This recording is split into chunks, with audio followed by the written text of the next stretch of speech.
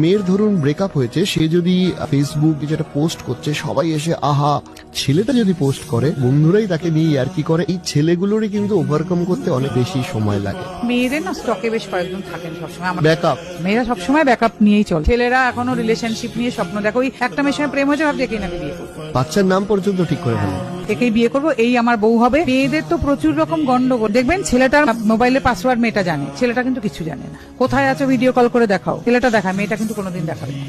আমি আমার কলেজ লাইফে আমার গার্লফ্রেন্ডকে সময় দিতে গিয়ে আমার পড়াশোনাটা ভালো হলো তাই না, আমি সেই গার্লফ্রেন্ড পরবর্তীকালে আমার থেকে বেটার ক্যারিয়ার আছে। আমি তো এটাই বলতে চাই, ভাই প্রেম না করে ক্যারিয়ার তৈরি তোমার কাছে যদি ক্যারিয়ার থাকে, টাকা পয়সা থাকে, এরকম অনেক গার্লফ্রেন্ড আসবে।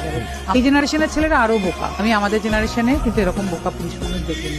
তারা অনেক বেশি ক্যারিয়ার ওরিয়েন্টেড ছিলেন, পড়াশোনা করেছেন, প্রেমও করেছেন, তাকে বিয়েই করেছেন, তখনকার মেয়েরা এরকম ছিল না।